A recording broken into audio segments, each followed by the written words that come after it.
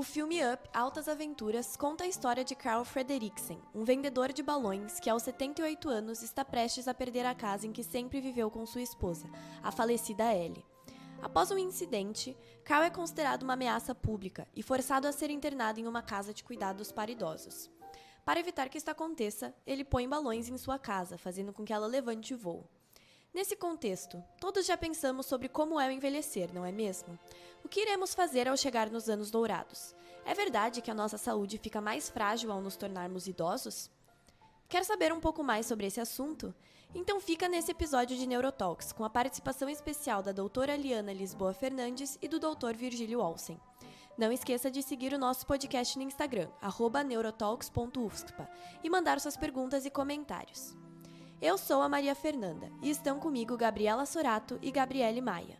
Nós somos estudantes de Medicina da Universidade Federal de Ciências da Saúde de Porto Alegre e mediaremos essa conversa com Liana e Virgílio. O roteiro é de Maria Fernanda Perucci, Gabriele Guindani Maia e Gabriela Bezerra Sorato. Nossa convidada, Liana Lisboa Fernandes, possui graduação em Medicina e Residência Médica em Neurologia pela FFF-CMPA, mestrado e pós-graduação em Gerontologia Biomédica pela Pontifícia Universidade Católica do Rio Grande do Sul e doutorado em Biologia Celular e Molecular na mesma universidade, com sanduíche na Universidade de Barcelona.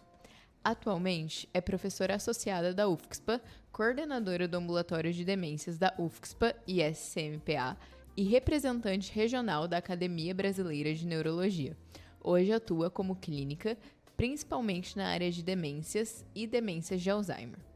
Nosso segundo convidado, Virgílio Olsen, possui graduação em Medicina pela Universidade Federal do Rio Grande do Sul, residência em Clínica Médica e Geriatria pelo Hospital de Clínicas de Porto Alegre e especialização em Cuidados Paliativos pelo Hospital Sírio-Libanês.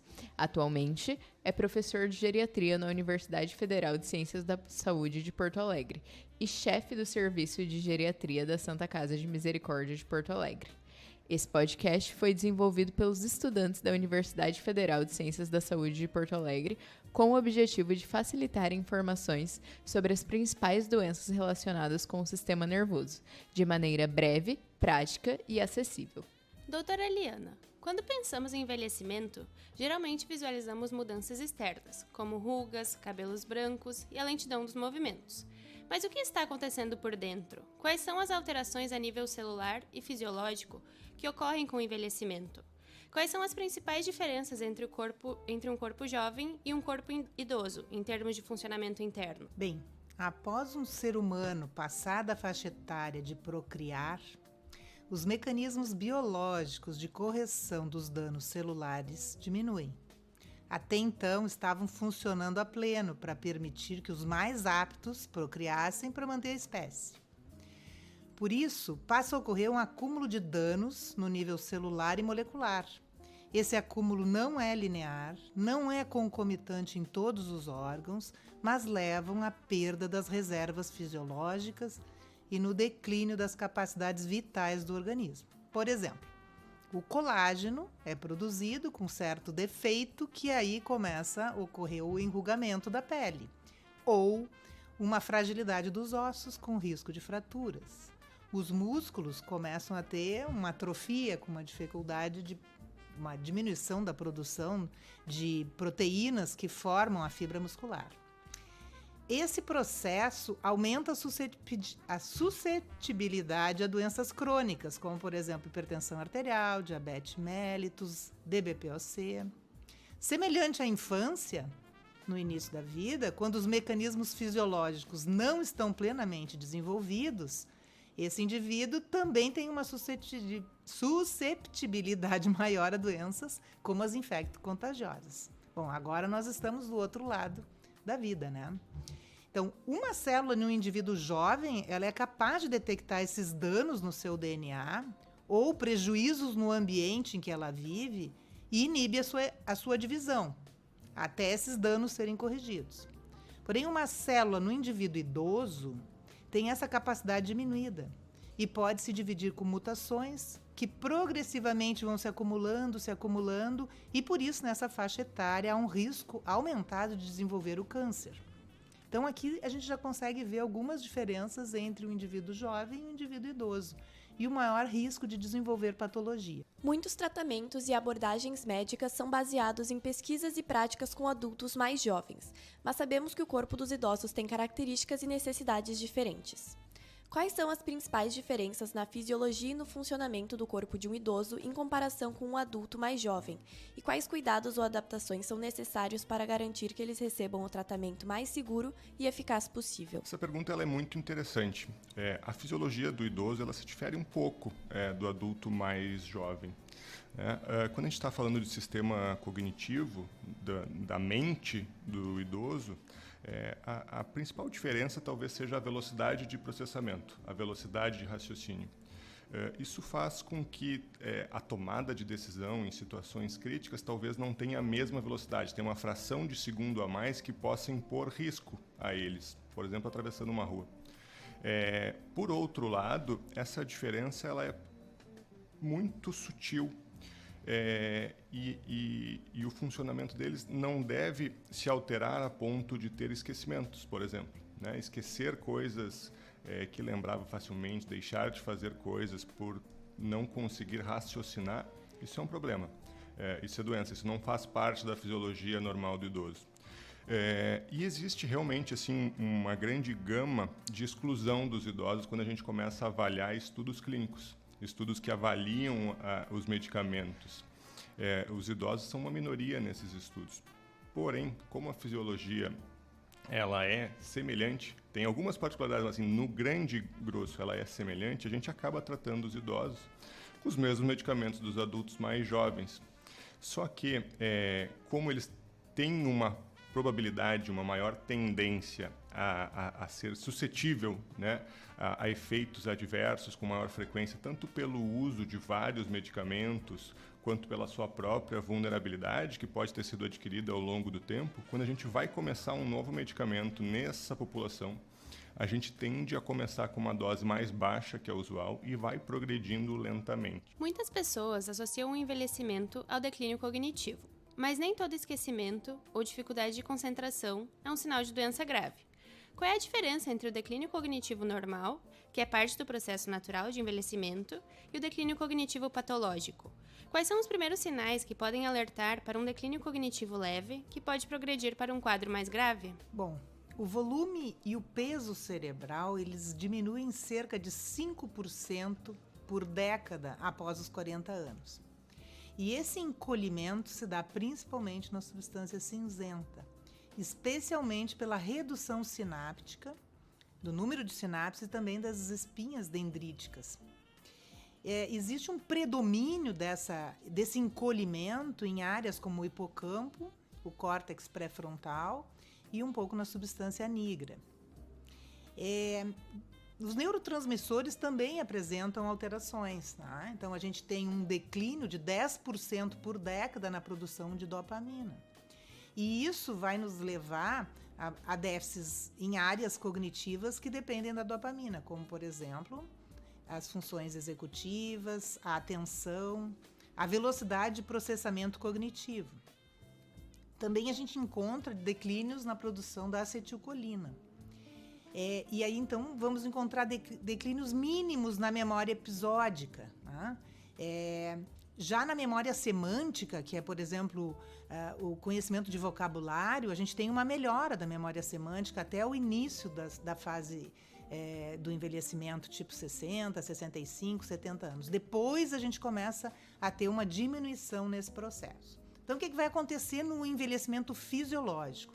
A gente tem uma atenção diminuída, uma capacidade de aprender coisas novas lentificada. É muito característico a dificuldade de lembrar nomes próprios.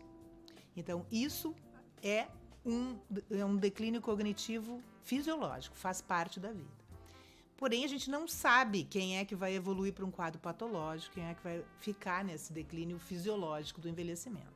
Então, há um contínuo da perda cognitiva em direção a um quadro demencial. Então, em seguida a essas perdas que são normais, a gente pode ter um comprometimento cognitivo leve, que significa que o indivíduo tem uma queixa de perda de alguma função cognitiva, ele está diferente do que ele era, Os familiares confirmam essa perda e a gente, nos testes que faz no consultório, detecta que realmente ele tem uma dificuldade, por exemplo, de lembrar palavras que a gente pediu para ele guardar e em 5 minutos ele acaba esquecendo, mas aproveita pistas. A gente dá uma pista, ele lembra dessa palavra.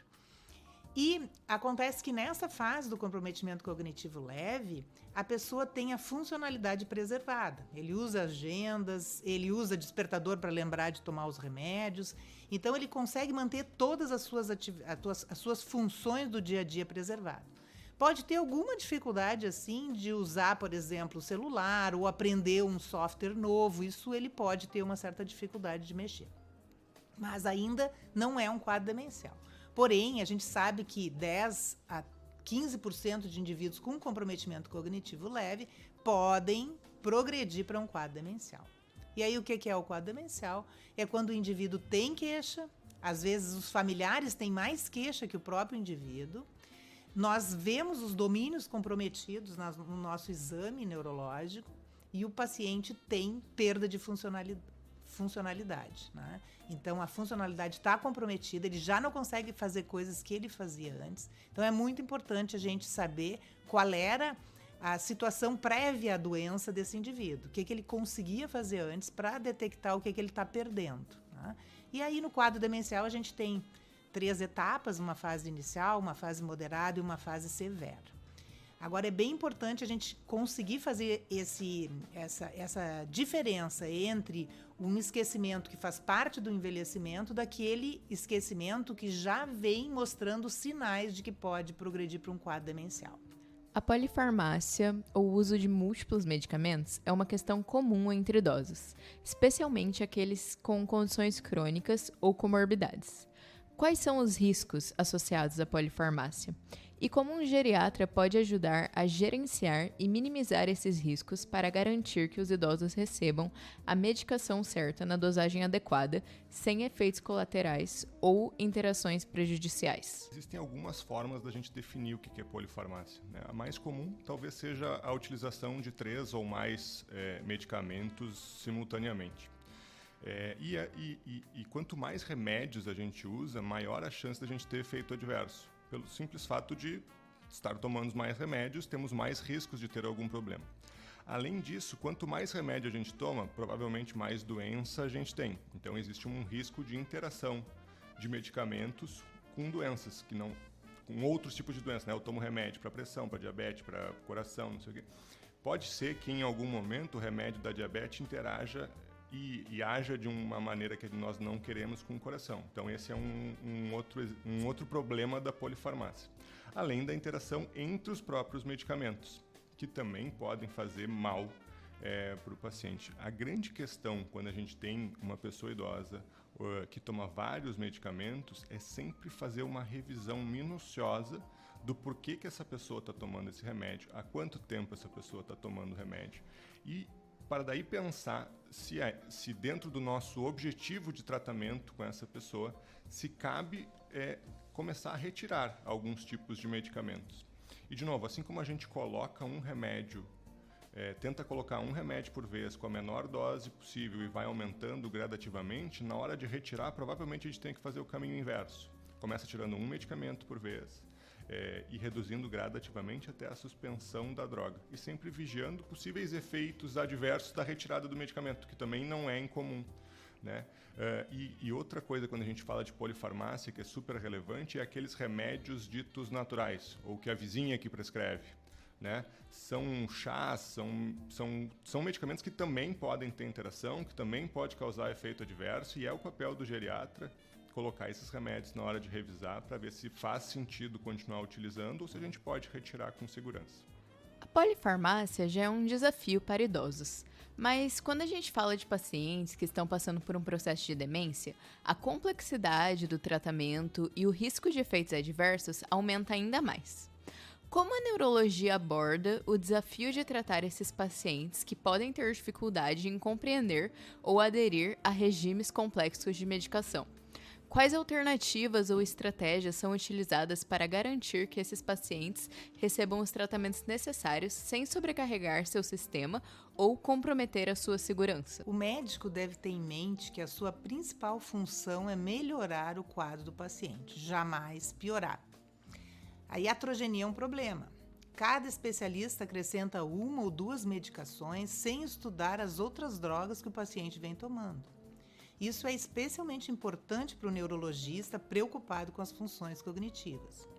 Esse profissional deve fazer um levantamento de todas as substâncias que o indivíduo está tomando e buscar manter somente aquelas fundamentais para melhorar sua qualidade de vida, atentando para os riscos dos efeitos colaterais, como, por exemplo, usar anticolinérgico para controlar a incontinência urinária. É importante, porém a gente sabe que os anticolinérgicos vão piorar a memória. Usar sedativos para a pessoa dormir. É importante o sono adequado, porém, sedativos podem piorar a memória. Então, a gente tem que escolher dentre essas medicações aquelas que menos causam efeitos colaterais. Também é importante atentar para todas essas drogas sendo metabolizadas no fígado ou no rim. Temos que saber como é que está a função hepática desse paciente, como é que está a função renal, porque senão há um acúmulo dessas drogas que potencializam os efeitos colaterais. Então, é fundamental a gente estudar as medicações, tá? Saber quais retirar, quais manter, para que esse indivíduo seja minimamente comprometido com os efeitos colaterais. É comum ouvir histórias de idosos que foram internados por um motivo aparentemente simples, mas saíram do hospital com piora no estado mental, deixando familiares preocupados e até questionando se algo ocorreu errado durante a internação. Esse fenômeno pode estar relacionado ao delírio, uma condição muitas vezes subdiagnosticada em idosos. Você pode nos explicar o que é delírio, por que ele ocorre em hospitais e quais são os sinais que os familiares podem observar para reconhecer essa condição? Uma excelente pergunta. Delírio é algo extremamente comum dentro do hospital. Delírio, às vezes, as pessoas confundem com demência, né? Demência é um estado crônico, degenerativo, que vai progredindo ao longo do tempo.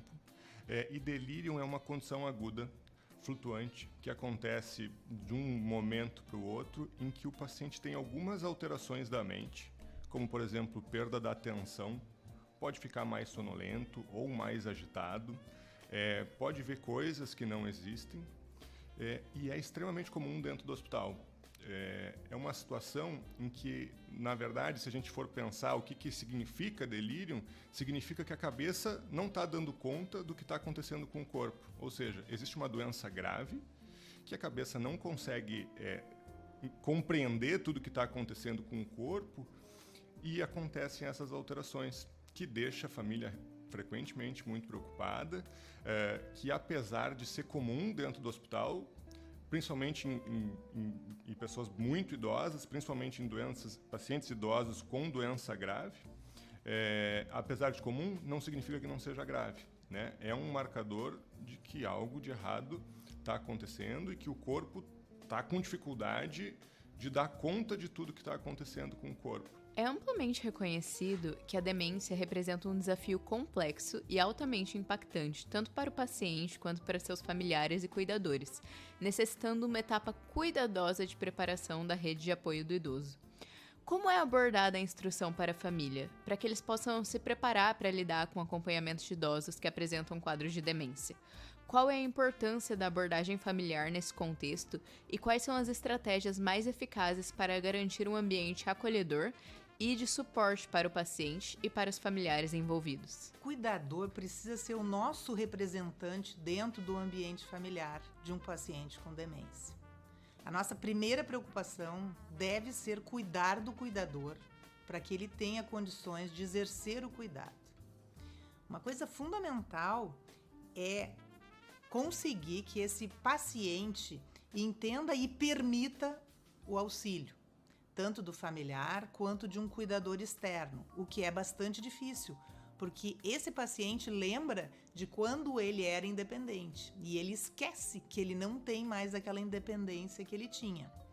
Então é muito importante fazer um acordo. Em geral, eu costumo pedir para o paciente que ele precisa me ajudar e que aquela pessoa vai estar lá para me ajudar e não para ajudar ele, tá? E que se ele gostava de cuidar dos filhos quando pequeno, ele precisa cuidar dos filhos agora. E a forma de cuidar dos filhos agora é permitir que os filhos auxiliem, que os filhos cuidem das medicações, enfim. É muito importante estimular o cuidador a manter as suas atividades, manter as atividades que lhe deem prazer, para que ele mantenha a sua saúde adequada. A gente tem que facilitar a administração de medicamentos, escolher horários e vias de medicação que sejam mais fáceis de administrar por esse familiar. Outra coisa que é bastante importante é auxiliar esse familiar a lidar com a culpa quando a institucionalização for o melhor caminho para esse paciente. Às vezes o paciente vai ser melhor cuidado num ambiente onde vai ter pessoas da faixa etária dele com as mesmas dificuldades, como uma criança na creche, né, que aprende a comer de tudo, porque todos os amiguinhos vão comer, o idoso também. Num ambiente de institucionalização vai ter todos esses cuidados que muitas vezes em casa não tem. Mas o familiar se sente culpado de fazer isso, né? Então a gente precisa auxiliar e mostrar que aquele é o melhor caminho em determinados momentos. E a coisa que eu acho mais importante é o médico aprender as estratégias que o cuidador desenvolveu para cuidar daquele paciente. Aprender com o cuidador é fundamental. E, inclusive, repassar esses aprendizados para outros familiares. Como, por exemplo, eu tinha uma paciente com dificuldade comportamental importante e a filha comprou uma boneca. E essa paciente passou a cuidar da boneca e precisou muito menos remédio para controlar o comportamento. O que eu fiz? Guardei essa informação em outras situações onde encontrei idosas, especialmente mulheres, que começam a apresentar um quadro de dificuldade de comportamento e gostavam muito de crianças pequenas. Quem sabe a gente compra uma boneca ou algum bichinho apeluciado, como se fosse para uma criança. E aquilo causa uma tranquilidade e a gente pode diminuir as medicações. Muitas vezes, inclusive, até a dificuldade de entrar no banho, se a gente tem um boneco ou algum cachorrinho de plástico, que a gente consiga falar o seguinte: olha, vamos dar o banho na nossa filha, vamos dar um banho no nosso cachorrinho. E aí é fácil de entrar no banho do que causar um estresse daqueles para entrar ou ter que aumentar um monte de medicações antipsicóticas com vários para-efeitos.